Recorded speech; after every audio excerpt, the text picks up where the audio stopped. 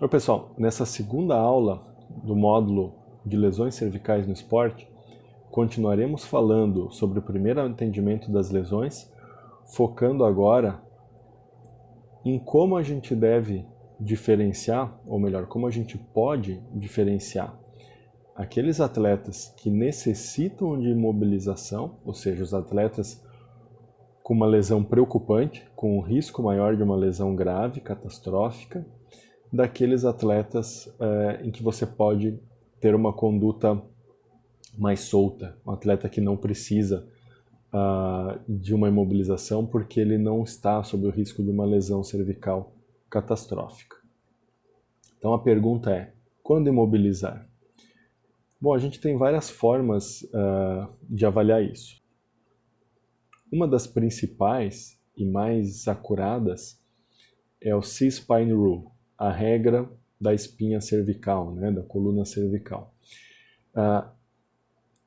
Esse fluxograma, né, ele serve para determinar a necessidade de avaliação por imagem em pacientes no pronto-socorro. Ou seja, um paciente que teve algum trauma, o bombeiro levou lá e o médico está avaliando e ele precisa definir se ele vai precisar fazer uma radiografia, uma tomografia ou outro exame de imagem, ou se ele vai poder tirar o paciente da maca sem uma radiografia, sem um exame de imagem, porque é um paciente sem um risco de ter uma lesão cervical grave. É importante notar que quando essa avaliação do C-Spine Rule é feita por médicos, os estudos mostram um valor preditivo negativo de 100%. O que isso significa? Se pelos critérios do C-Spine Rule aquele paciente não precisa ser radiografado, é porque realmente ele não tem uma fratura cervical. E se o C-Spine Rule serve para o médico do pronto-socorro determinar se o paciente precisa de uma radiografia, de um exame de imagem, ele também serve para a gente, à beira de campo, definir se esse paciente precisa ser imobilizado para ser levado até um pronto-socorro para ir fazer uma imagem. Como que é esse C-Spine Rule? Quais são essas regras, né? Parece um pouco complexo aqui na tela, mas na verdade é bem simples. São só 3 passos a serem seguidos, e é um de cada vez. Tem o primeiro passo, dependendo do resultado desse primeiro passo, você imobiliza o atleta, né? Ou vai para o segundo passo. Dependendo do resultado desse segundo passo, você ou imobiliza o atleta, ou vai para o terceiro passo. E dependendo desse resultado do terceiro passo, ou você imobiliza o atleta, ou você define que não é um caso que precise ser imobilizado, tá? Primeiro passo, critérios de alto risco. A gente vai buscar por critérios de alto risco. Quais são esses critérios? São apenas 3, tá? Idade acima de 65 anos, que geralmente para quem trabalha no esporte, salvo algumas exceções, já se exclui aí, o atleta geralmente não vai ter essa idade, então já não tem um primeiro critério de alto risco. O segundo é mecanismo perigoso, esse sim a gente tem que estar atento no esporte, quando tem um mecanismo de lesão que é um mecanismo perigoso, a gente precisa imobilizar esse atleta para transferir para uma segunda avaliação, para uma radiografia, que eu vou falar um pouco mais sobre isso logo à frente na aula. E o terceiro são sintomas em extremidades, que é algo bastante óbvio, né? Você vai atender o seu atleta, ele fala, doutor, não consigo sentir os braços, não mexo a perna. Você vai se preocupar, né? Vai imobilizar ele, não vai ficar tranquilo, tá? Quando a gente fala então de mecanismo de trauma perigoso, qual que é o mecanismo perigoso? Tá? Vou mostrar para vocês uma imagem aqui de mecanismo perigoso. Tá? Isso é um jogo da seleção feminina de rugby de 2012, 13. Olha como essa atleta cai. Ela cai com um trauma axial, né? E peso em cima da cabeça ali, e com um movimento de flexão, de desalinhamento da cervical. Então, carga axial com desalinhamento é um mecanismo perigoso. Tá? Sempre que a energia for muito grande, você vai pensar sempre que uma carga axial é um mecanismo perigoso. Então a gente tem aqui exemplo do futebol americano, do scrum do rugby, aqui tem exemplo aqui de lutas, hóquei, né? Todos os esportes em que pode acontecer esse trauma com uma carga axial e que sempre isso é um mecanismo perigoso, tá? O que mais é mecanismo perigoso? É aquele mecanismo que você sabe que é alta energia, um capotamento, né? O piloto sofreu um capotamento de carro, ou um ciclista de mountain bike downhill, que cai e bate a cabeça, tá? Ou mesmo que você não viu a queda, que é um politrauma. Tá? Isso é alta energia, também você vai pensar em mecanismo perigoso e vai imobilizar. Então aqui parece simples, mas como a gente vê nesse outro vídeo, muitas vezes você na hora não consegue ver o que aconteceu, é muito rápido, não tem replay para quem está à beira de campo. Então aqui a gente tem um caso de uma atleta ali que teve um contato, não dá para ver o que aconteceu. Tá?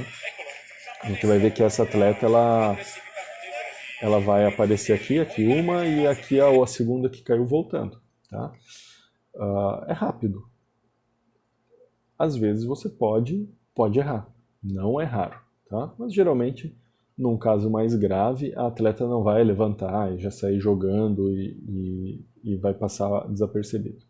Essa atleta aqui, por exemplo, ela teve um trauma, o joelho bateu na cabeça, o joelho da oponente, e ela teve uma concussão. Tá? Aqui na sequência do jogo foi um try, se eu não me engano, foi do Brasil o try, mas posso estar enganado. E aí parou o jogo, o médico entra em campo, pergunta para a atleta o que aconteceu. Ela, não, tudo bem, nada. E depois no hotel que ela conta que, na verdade, ela deu uma apagadinha. Ou seja, foram 2 segundos que ela apagou. Foi uma concussão, né? A indicação seria sair do jogo. Mas, enfim, pode passar despercebido. Então, atenção procurando por mecanismos de lesão, mecanismos de trauma para o médico que está à beira de campo, para o fisioterapeuta que está à beira de campo, é muito importante. Essa atenção plena no jogo, e não é assistir o jogo, né? É olhar para o jogo com olhos de quem está procurando mecanismos de lesão. Então, primeiro passo, critérios de alto risco, né? Idade acima de 65 anos, vai ser mais difícil aqui no esporte, mas se tiver, é um critério de alto risco. O mecanismo perigoso, que a gente acabou de ver, e o sintoma de extremidades, que é óbvio, né? Aquele atleta que não mexe um membro, ou 2, ou 4, ou que tem formigamento, parestesia, e esse atleta você não vai ficar tranquilo em não imobilizá-lo e fazer um exame de imagem. Então, se tem algum critério de alto risco, pelo C-Rule, pelo C-Spine Rule, você precisa radiografar, então, aqui para o médico, à beira de campo, você precisa imobilizar ele. Se não tem critérios de alto risco, você vai procurar por algum critério de baixo risco. Quais são os critérios de baixo risco? Tá? Novamente, aqui tem que ter pelo menos um. Assim como nos critérios de alto risco, se você tiver pelo menos um, você vai imobilizar. Aqui, se você tiver pelo menos um critério de baixo risco, você vai seguir à frente na avaliação. Se não tiver nenhum critério de baixo risco, você imobiliza. Os critérios de baixo risco. Aqui, colisão traseira simples. Isso não se enquadra no esporte. Tá? Se for um acidente automobilístico, não vai ser uma colisão traseira simples. Pode ser uma colisão traseira, mas não é simples. É alta energia sempre. O atleta sentado. O atleta teve ali algum trauma que você não viu direito o que é. Você vai avaliar, ele está sentado, tranquilo, conversando. O atleta deambulando. Tá? Então, o atleta sofreu ali um impacto num tackle, botou a mão na cabeça ou no pescoço, você foi lá ver o que aconteceu, mas ele está deambulando. Tá? Dor de início tardio. O atleta se queixa de dor no pescoço no hotel depois do jogo. Tá? Isso é um critério de baixo risco. E ausência de dor em linha média cervical. Então você vai palpar a cervical, a linha média, e o atleta não tem dor. Tá? Se ele não tem nenhum critério de baixo risco, além de não ter nenhum dos de alto risco, que a gente já comentou, tá? Se ele não tem nenhum de baixo risco, você mesmo assim precisa imobilizar. Se ele tem os critérios, pelo menos um critério de baixo risco, você segue adiante. Então, vamos dar uma revisada até aqui. Primeiro, tem algum critério de alto risco? Tem? Imobiliza. Não tem? Segue adiante. Segue adiante para quê? Para o segundo passo, que é a avaliação de critérios de baixo risco, tá?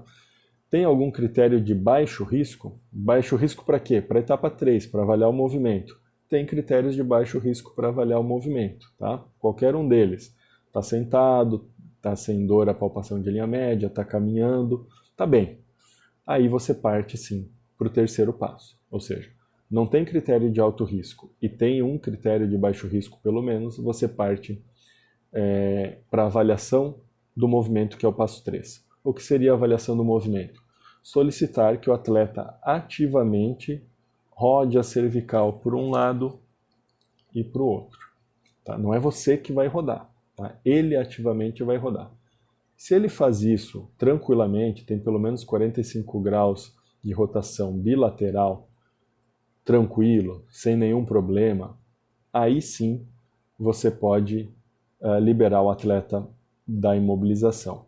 Caso contrário, se ele está inapto a fazer essa rotação, você também vai imobilizar, pensando aqui no uso do C-Spine Rule. Tá? Gustavo, estou inseguro mesmo com o C-Spine todo negativo. Beleza, imobiliza, não tem problema. Tá?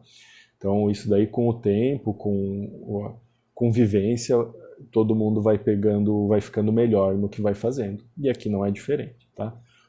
Estou inseguro? Imobiliza, leva para radiografia, pronto, tem uma avaliação com calma no hospital, pode medicar, analgesia, ver se alivia a dor, tudo, não tem problema nenhum. Tá? O problema é o atleta precisar da imobilização e você não fazer, e não o contrário. Bom, se ele não tem nada aqui, né? Não tem critérios de alto risco, tem pelo menos um critério de baixo risco e está apto a rodar cervical normalmente pelo menos 45 graus de forma bilateral, a princípio pelo C-Spine Rule não é alto risco de fratura e você então não precisa radiografar no caso do pronto-socorro e imobilizar para levar para o pronto-socorro no caso do atendimento à beira de campo. Em resumo dessa segunda parte da aula de primeiro atendimento, tá? Resumo das duas aulas aqui, na verdade. Então, o que a gente já viu, o ABCD do PH-TLS, ele tem no A, na prioridade máxima, não apenas via aérea, mas estabilização cervical, justamente porque a gente está falando aqui de trauma, avaliação de trauma. E a gente precisa estar apto a identificar lesões potencialmente graves. E aqui eu chamo a atenção para conhecer os mecanismos de lesão, basicamente carga axial, né, principalmente se tiver desalinhamento da posição fisiológica da cervical, mas mesmo sem esse desalinhamento, né? Então, o mecanismo de trauma, então, que é o jeitão da lesão, né? Como que aconteceu, e também a energia da lesão. Então, às vezes você tem um capotamento no automobilismo, tem uma queda no mountain bike ou no ciclismo de rua, mesmo sem ter visto a lesão ou sem ter aparentemente um mecanismo de trauma que a gente comentou, a energia é muito alta e você vai se preocupar também. E além do mecanismo, os outros critérios do C-Spine, que em muitos casos podem nos deixar tranquilos de que esse atleta não precisa de uma imobilização para depois levar no pronto-socorro imobilizado para lá fazer um exame de imagem. Tá? Então, de forma resumida, as mensagens são estabilização cervical e conhecer mecanismo de lesão e critérios para avaliação de gravidade. Nos vemos na próxima aula, que é sobre prevenção das lesões cervicais no esporte. Até lá!